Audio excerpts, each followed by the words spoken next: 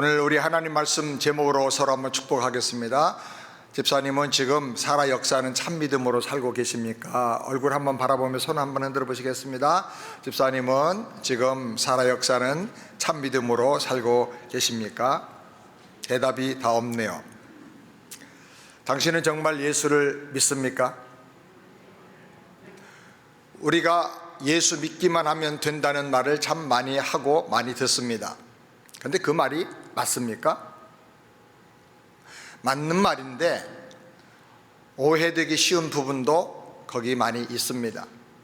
믿고 나면, 구원받으면 그걸로 끝이고 그 후에는 내 마음대로 내 뜻대로 살아도 된다는 말인가? 믿음으로 구원받는 게 확실하지만 반드시 그 믿음은 어떤 성격과 내용을 가진 믿음인가를 알아야 합니다. 우리가 가진 믿음은 행함이 열매로 나타나는 믿음이다. 아멘. 행함이 열매로 나타나는 믿음이다. 예수님을 구세주와 내 삶의 주인과 왕으로 마음을 다해서 믿는다면 그럼 어떻게 살아야 하나? 마음속에 있는 믿음이 입술로 고백이 되어야 됩니다. 입 다물고 살면 안 됩니다. 이제 자꾸 입을 열어서 하나님 감사하고 아멘하고 찬양하고 토요일날 설교한 것처럼 하나님 주신 말씀을 노래처럼 자꾸 고백하고 주장하고 기도하고 나가야 됩니다. 아멘. 마음속에 있는 믿음이 입술로 고백될 뿐 아니라 입술의 고백으로 끝나지 않고 행동과 태도로 그 믿음이 나타나야 됩니다. 저는 예배 시간에 다리 꼬고 앉는 거 제일 싫어해요. 왜? 하나님 앞에서 그거 올바른 태도 아니에요. 높은 사람 앞에서 절대 다리 꼬고 안 앉아요. 그렇죠? 할 수 있으면 내가 할 수 있는 최선의 태도를 하나님 앞에 가야 돼. 껌 씹는 것도 뭐 부득이하면 입에서 너무 냄새가 나고 막 김치찌개 먹고 왔다 그러면은 그럴 수 있지만은, 그러나 아주 경박스럽게 잘근잘근 씹으면 안 돼요. 어른 앞에서 그렇게 잘 안 하잖아요. 근데 우리가 하나님이 내 앞에 계시다, 이 예배 가운데 계시다라고 하는 그 의식이 없기 때문에 함부로 막 하는 거예요. 하나님 앞에 예배 드릴 때는 졸지도 못해요. 나는 한 번도 예배 시간에 졸아본 적이 없어요. 왜? 하나님 계시니까. 그 마음이 딱 확실하게 믿어지니까. 입술로 고백하고 끝나는 게 아니고 행동으로, 그리고 태도로 나타나는 거예요. 저는 예배드리는 태도를 보면 그 사람 은혜 받겠구나, 믿음이 성장했구나, 그거를 알 수 있어요. 주님을 더 사랑하고 마음과 정성을 다해서 정말 주님께 최고의 예배 드리기를 원하고 힘쓰는 거예요. 아멘. 점점 더 온전한 예배를 드리려고 노력을 해야 돼요. 그래서 온라인으로 예배 드리는 것도 부득이한 경우는 해야 되지만, 그러나 할 수 있으면 현장에 나와서 예배 드리는 걸 제가 권합니다. 왜? 그게 더 온전하게 정성을 다해서 드리는 예배가 될 수 있기 때문에 그래요. 그리고 주님의 말씀에 순종하고 헌신해야 돼요. 이것이 참된 믿음의 모습인 것입니다. 아멘. 만약에 당신이 지금 믿음으로 구원받은 것을 확신한다 할지라도 예배에 마음과 정성을 다하지 않고 대충대충 예배 건너뛰고 희생하고 살고 형제를 사랑하지도 않고 미워하고 분노를 품어도 오래오래 품고 원한이 맺히도록 품고 주님 말씀에 순종하지 않는다면 그 믿음 정말로 참 믿음인가 한번 의심해 봐야 하는 것입니다. 평생 잘 믿는다고 착각하고 살다가 심판대 앞에 서서 당황하고 통곡하는 일이 없어야 합니다. 주님이 너의 믿음을 점검하고 확인해봐라, 시험해봐라 그랬습니다. 코로나19이 발생하자 수많은 성도들과 교회들이 믿음의 시험을 받고 있는 거예요. 결과가 어떻습니까? 지금 30% 이상의 신자들이 교회 나가지도 않고 예배도 드리지 않는다 그래요. 시험에서 페일된 거예요. 처음에는 옷을 차려입고 마음을 집중해서 온라인 예배를 드렸겠죠. 몇 주가 지나자 옷도 제대로 차려입지도 않고 대충대충 커피 한 잔 들고 소파에 다리 꼬고 앉아가지고 예배를 드립니다. 예배를 하기보다는 그냥 TV 보듯이 설교를 듣습니다. 그러다가 바쁜 일이 생기면 다음 기회에 홈페이지 들어가서 설교만 듣지, 그러고 건너뜁니다. 그러다가 예배를 생략하고 스킵합니다. 나중에는 주님을 찾지도 않습니다. 전에 교회 다녔었어 라고 하는 추억만 가지고 지금 완전히 불신자와 비슷한 삶을 살게 되는 것입니다. 당신이 참 믿음으로 사는가? 우리는 몰라요. 스스로가 알아요. 점검해 보시길 바랍니다. 당신이 참 믿음을 가졌다면 중요한 것 세 가지를 확인해야 된다고 야고보서 2장은 말씀합니다. 첫 번째로 사람을 외모로 보고 차별하지 말라 하는 것. 1절 말씀 우리 다 같이 함께 읽겠습니다. 내 형제들아, 영광의 주 곧 우리 주 예수 그리스도를 믿는 믿음을 너희가 받았으니 사람을 외모로 취하지 말라. 주님의 영광을 알고 믿는 성도라면 사람을 절대로 외모로 취할 수가 없어요. 주님의 영광이 뭡니까? 십자가에서 고난당하고 죽으심으로 우리의 죄와 저주를 다 담당하고 부활로 승리하신 후에 승천하여 보좌 앉으신 만왕의 왕이신 주님의 영광이에요. 아멘. 십자가에서 고난당하고 죽으실 때 주님의 외모가 어땠습니까?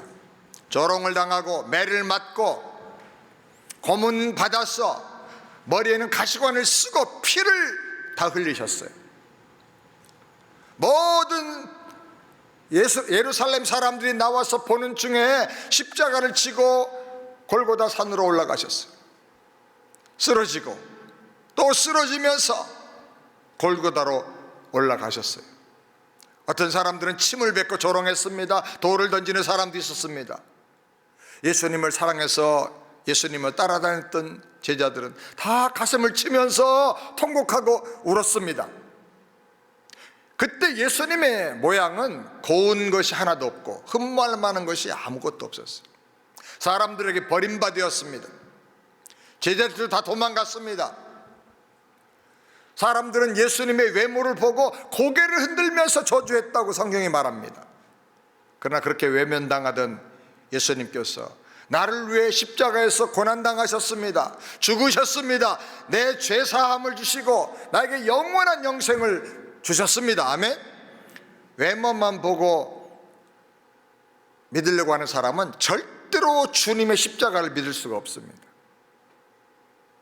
영광의 주님은 십자가에서 죽으심으로 말미암아 구원을 완성하시고 부활로 승리하신 예수님이십니다. 아멘. 그렇기 때문에 예수 믿고 예수 십자가를 바로 깨닫고 거듭난 성도라면 절대로 외모로 사람을 보거나 외모로 환경을 보거나 외모로 세상을 보고 살지를 않습니다. 자기 생각과 자기 감정으로 판단하지 않는 것입니다. 외모가 아니라 영으로 봐야 됩니다. 생명을 봐야 됩니다. 하나님의 뜻을 생각해야 되는 것입니다. 아멘. 야고보서의 강조점은 믿음의 행함, 믿음의 열매입니다. 믿음은 교리를 알고 인정하는 것이 아니라 삶에서 구체적으로 행동으로, 태도로 나타나야 한다는 것입니다. 그래서 1장에서는 개인적인 행함을 믿음의 열매라고 말씀하고 있고 2장에서는 관계에서의 행함을 믿음의 열매로 맺어야 된다고 가르치고 있는 것입니다. 그래서 먼저 교회 안에서 사람을 대할 때 서로 차별하지 말라 하셨어요. 특별히 사람을 외모로 판단해서 차별하지 말라고 하셨어요. 초대교회 당시에는 그 사회가 노예와 평민과 귀족으로 나누어져 있었습니다. 그래서 교회 안에도 종이 있었고 주인이 있었어요. 같이 예배를 드린 거예요.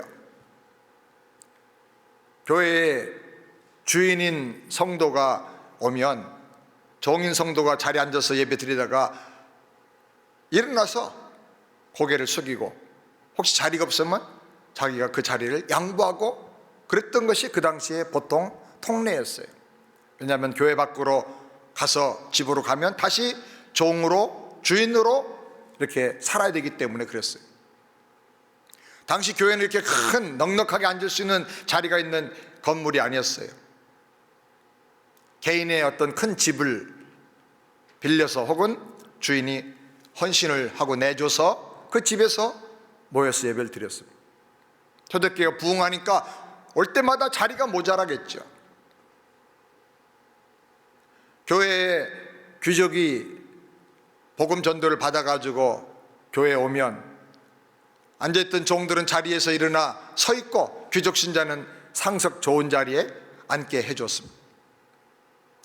그러나 노예 출신의 새 신자가 오면 아무도 자리를 일어나서 내주지 않고 그냥 서서 예배 드리라 그랬어요. 그러니 교회 안에서 하나님의 사랑과 한 가족됨의 따뜻함을 느낄 수가 없었던 거예요. 이건 진정한 모습의 주님이 말씀하시는 한 몸된 교회가 아닌 거죠. 이런 모습으로는 교회가 하나님의 나라를 이룰 수 없었던 거예요. 그래서 야고보서는 그 당시 아주 파격적인 선언을 하는 거예요. 외모로 차별하지 말아라. 세상의 신분으로 차별하지 말아라. 입고 있는 옷으로 차별하지 말아라. 차별하면 하나님의 최고의 법을 어기는 것이고 죄를 짓는 자로서 하나님의 심판을 당하게 될 것이다. 이렇게 말씀하셨습니다. 이 말씀은 아주 그 당시로는 파격적인 선언입니다.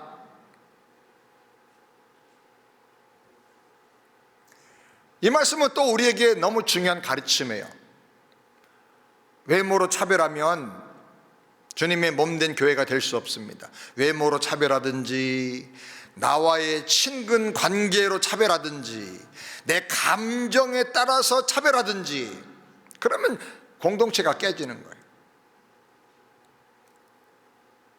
집에서 엄마가 아무리 속상해도 너 밥 먹지 마, 저쪽 가서 먹어, 딴 방 가서 먹어, 아이들한테 그렇게 할 수 있습니까? 그러면 아이들 다 상처받고 가정은 평지풍파가 되는 거예요. 문제의 아들을 만들어내는 거예요. 속상해도 더 큰 사랑으로 품어줘야 되는 거예요. 아멘입니까? 돈이 좀 있다고 기가 죽어서 살 것입니까? 외모로 차별하는 건 나에게도 적용을 해야 돼. 고난 좀 당한다고 절망하고 낙심하고 살 것입니까? 일이 잘 되면 하나님이 사랑하는 것이고 일이 좀 어려우면 하나님이 나를 미워하는 겁니까? 언제까지 외모와 조건으로 판단하려고 하는 겁니까? 고난과 역경은 오히려 우리를 겸손하게 만들고 예수 닮아 더 깊은 영적인 사람으로 우리를 성장하게 만들어주는 거예요. 아멘? 다윗도 고난당했어요. 침을 질질 흘리면서 미치광이 노릇을 했어요. 그런 사람이 왕 될 걸 누가 알았어요? 근데 하나님은 그런 방법으로 왕을 만드신 거예요. 그래서 고난당하는 사람에게 미래가 더 큰 거예요. 우리는 외모로 보지 말고 영으로 봐야 돼. 영으로. 아멘? 고난을 통해서 더 깊은 영성과 능력과 비전이 준비되는 거예요. 그런데 이 세상은요, 차별을 굉장히 중요하게 생각해요. 사람들이 성공하려고 하는 이유 중에 하나가 차별화되기 위해서예요. 특별 대접을 받고 싶어서 성공하려고 하는 거예요. 저도 오늘 식당에 갔는데 목사님 너무 좋아요. 목사님 저 광팬이요. 서울로 늘 듣고 있어요. 그리고 뭐 빈대떡 하나를 더 갖다 주면 굉장히 내가 우쭐해져요. 나도 모르게 인간이니까 특별 대접을 받고 싶어요. 다. 근데 이렇게 차별을 하고 차별을 원하면 공동체가 깨지는 거예요. 하나님은 절대로 차별하지 않으십니다. 아멘? 그래서 야고보서는 교회에서 서로를 부를 때 호칭으로 형제와 자매라고 하라 그랬어요. 귀족이 자기 집에 있는 노예가 교회에 와 있는데 노예를 향해서 형제여 이렇게 부르라는 거예요. 이건 아주 파격적인 거예요. 지금 우리는 이미 복음의 문화에 익숙해져 있지만은 그 당시로는 혁명이에요. 혁명. 먼저 신앙생활하고 깊이 헌신한 노예 출신의 성도는 장로가 될 수도 있었어요. 그런데 귀족은 나중에 와가지고 주인인데 아직도 그 밑에 교회에서 말씀을 배우는 사람으로 양육받을 수도 있는 거예요. 교회에 오면 그런 영적 질서가 확 다 세상 질서와 다르게 바꿔지는 거예요. 교회에서는 세상 계급의 호칭으로 서로 차별하지 말고 서로가 한 형제, 자매로 한 가족이 되라는 거예요. 이렇게 서로 존중해주는 참 사랑이 교회 안에 있었기 때문에 고난을 당하고 핍박을 당해도 서로 채워주고 보충해주고 먹여주고 지켜주고, 그래서 계급으로 운영되던 이 로마가 결국은 이 사랑의 복음을 받아들이고 기독교에 완전히 점령이 된 거예요. 사랑의 능력이에요. 그게 사랑의 능력. 아멘.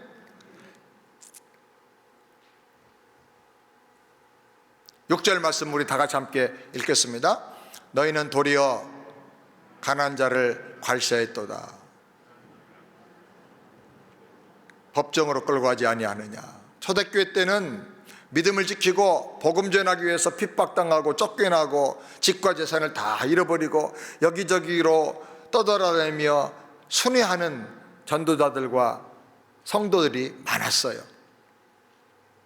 그래서 초대교회는 나그네를 대접하라는 말이 굉장히 중요하고, 나그네를 잘 대접하는 조건이 장로가 세워지는데 아주 중요한 필수적인 조건이에요. 그분들은 신앙을 지키기 위해서 핍박당하고 복음 전하기 위해서 순회하고 떠돌아다니는 거예요.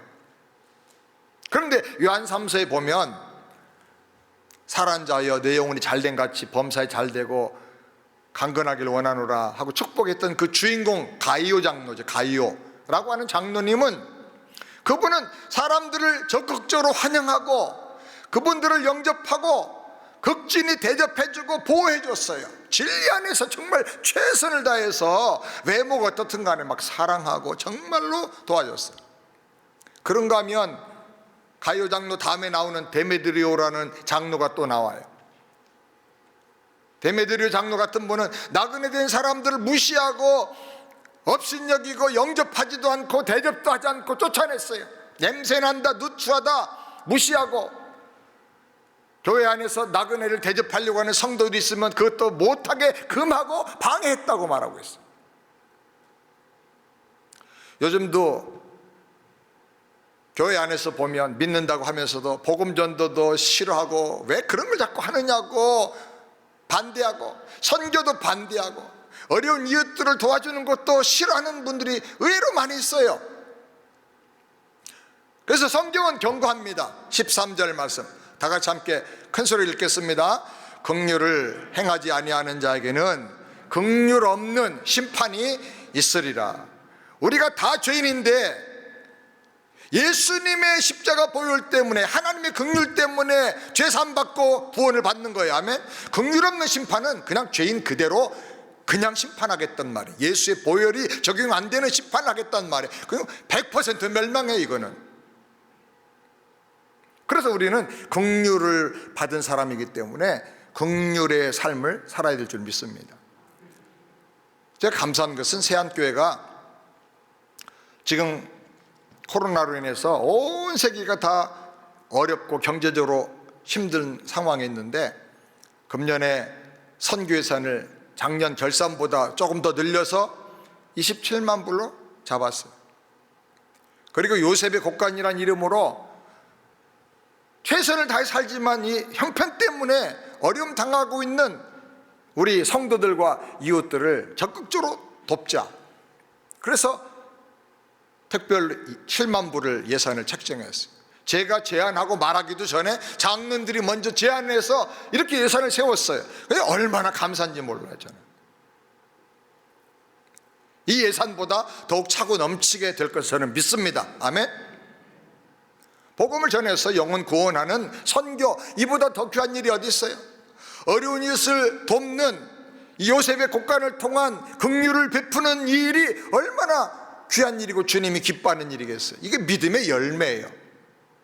우리가 모두 다 이렇게 기쁨으로 이 일에 참여하게 되기를 바랍니다. 9절 말씀 다 같이 함께 읽겠습니다. 만일 너희가 외모로 사람을 취하면 죄를 짓는 것이니 율법이 너희를 범죄자로 정하리라. 외모 제일주의에 빠지면 절대로 말씀을 순종할 수가 없어요. 바른 믿음 생활할 수가 없어요. 외모 제일주의에 빠지면 하나님, 보이지 않는 하나님도 눈에 보이는 걸로 만들다 보니까 우상이 되고 미신이 되는 거예요. 그래서 구약의 이스라엘이 망한 이유가 외모주의로 빠져가지고 망한 거예요. 신앙은 영적인 세계를 들어가야 되는 거예요. 아멘. 우리가 외모 중심의 차별을 없애려고 하면 세 가지를 기억해야 돼요. 첫 번째로 영광의 주님을 바라봐야 된다. 십자가에서 고난당하시고 멸시당하시고 피 흘려 죽으신 예수님이 우리의 구주가 되셨다. 아멘. 십자가가 자랑이고 기쁨이요, 부끄러움이 아니에요.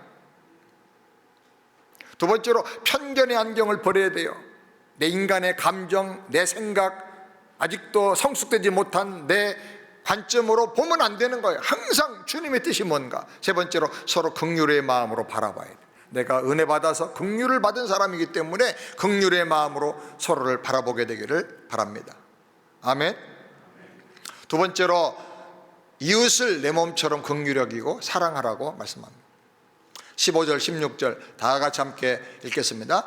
만일 형제나 자매가 헐벗고 일용할 양식이 없는데 너희 중에 누구든지 그에게 이르되 평안히 가라, 덥게 하라, 배부르게 하라 하며 그 몸에 쓸 것을 주지 아니하면 무슨 이익이 있으리요.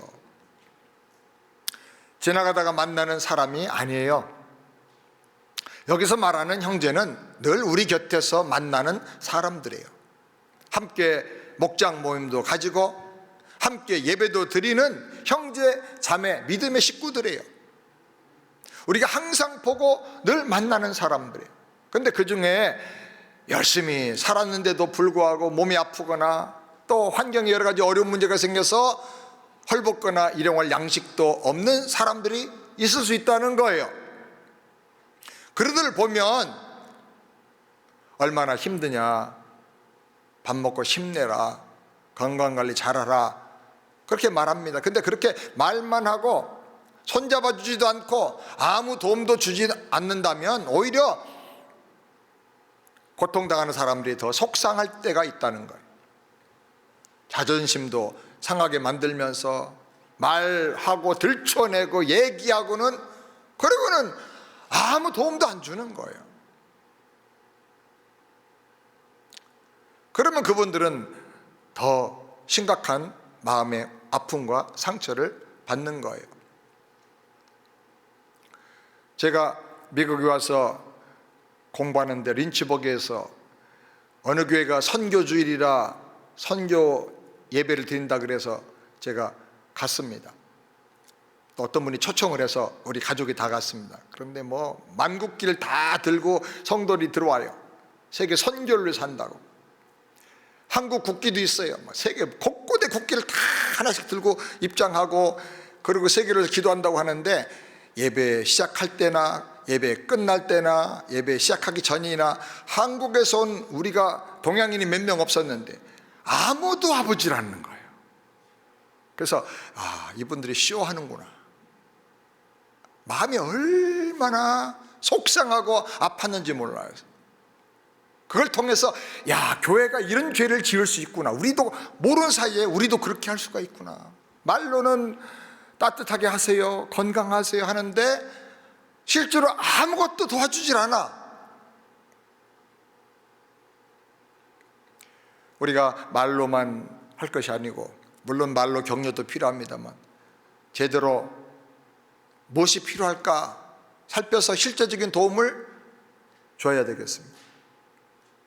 우리 장님들 또 단장님들이시고 안수 집사님들 대부분 집사님들 팀장 하시는데 주변을 돌아봐서 정말 우리 성도 가족 가운데 어려운 사람들이 뭐가 필요할까 좀 살펴보세요. 목동들은 또 자기 목장 식구들 좀 살펴보세요.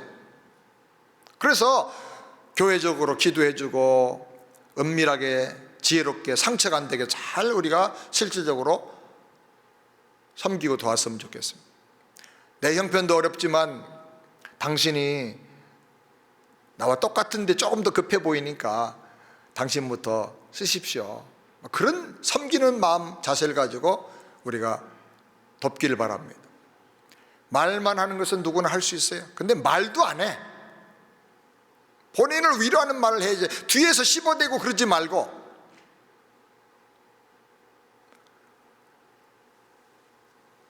가끔 교회에서 멀리 가서 해외에 선교하는 것보다 그거 좀 줄이고 가까운 이웃을 구제하자고 주장하는 분들도 교회마다 종종 있어요. 그렇다면 매달 자기가 얼마라도 구제연금을 하면서 그렇게 말한다면 저는 그분 말씀 참 훌륭하고 진정성이 있다고 생각해요. 자기는 아무것도 안 하면서 말만 그렇게 하면 그거는 위선이에요.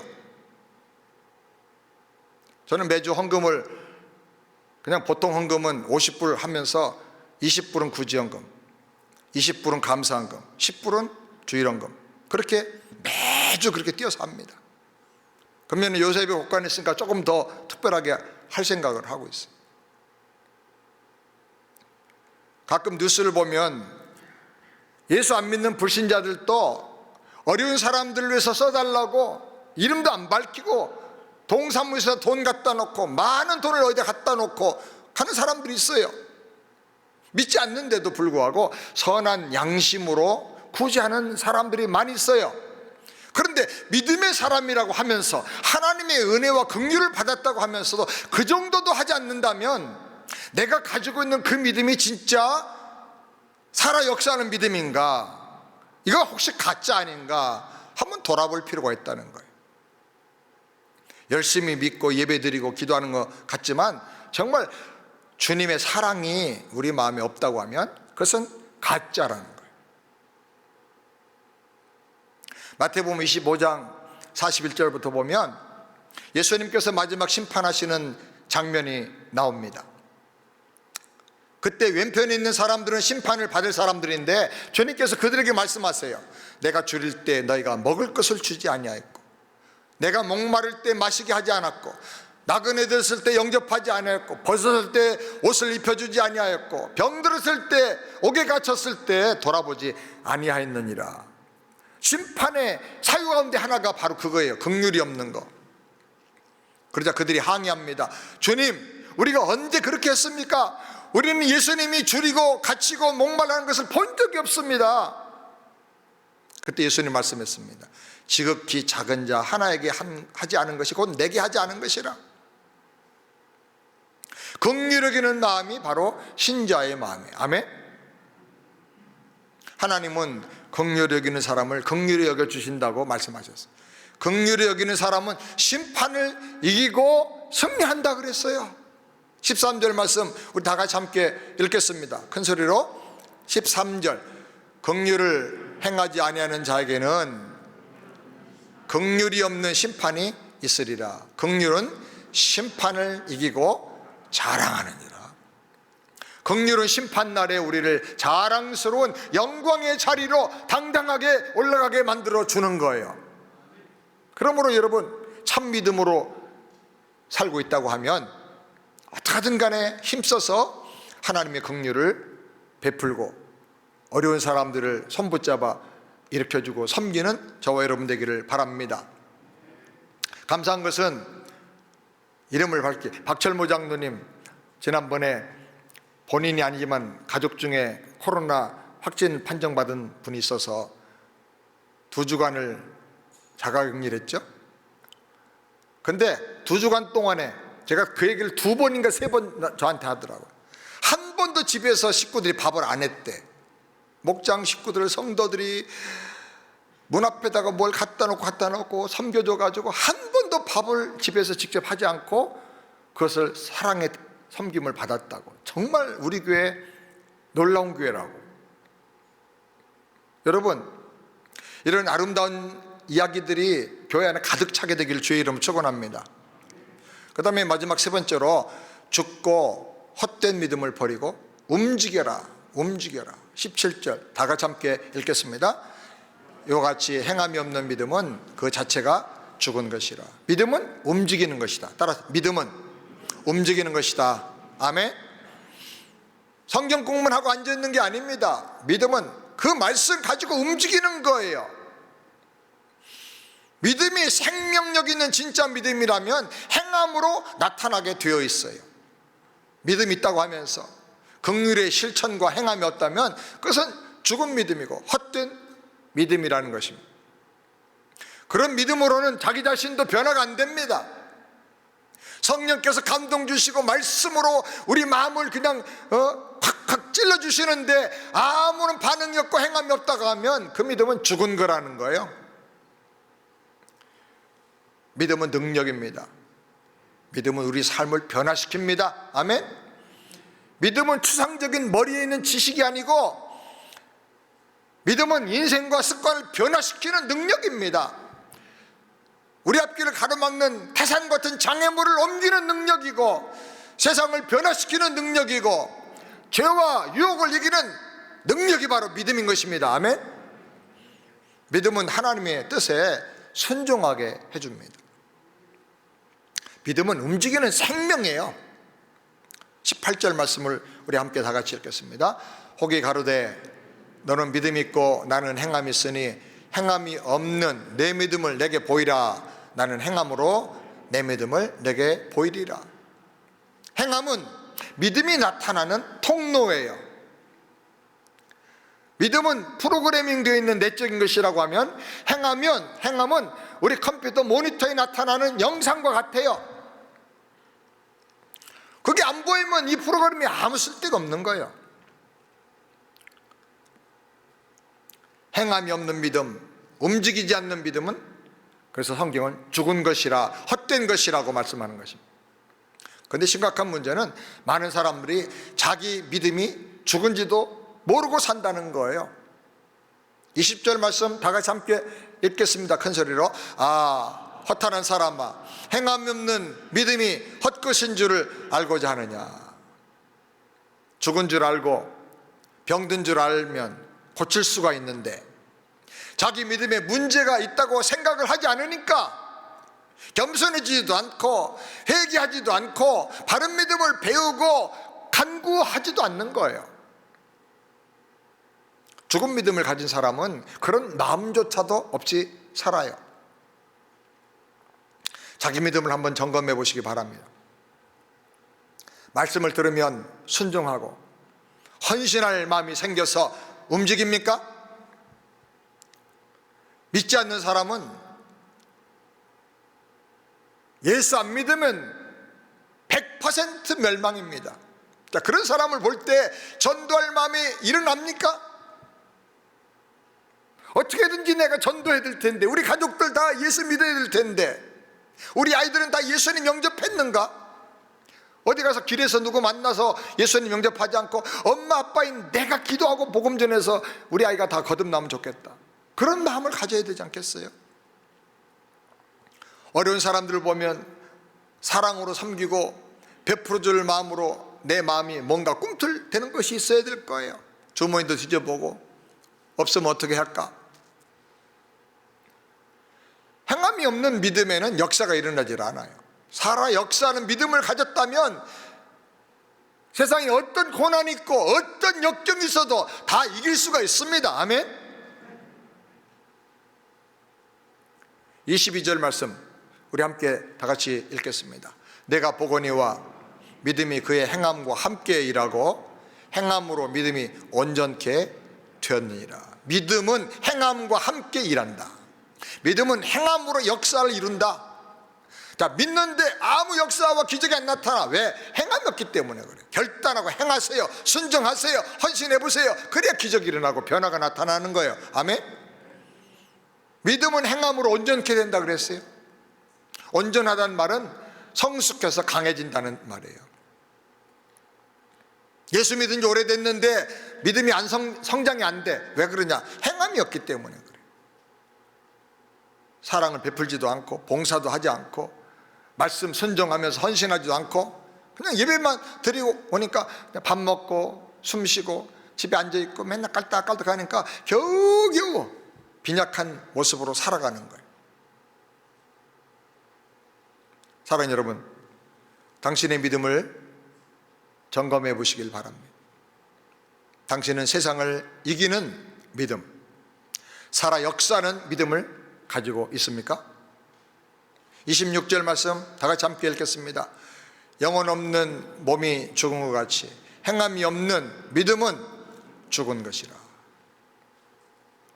흔히 우리가 어른들은 잘 안 하는데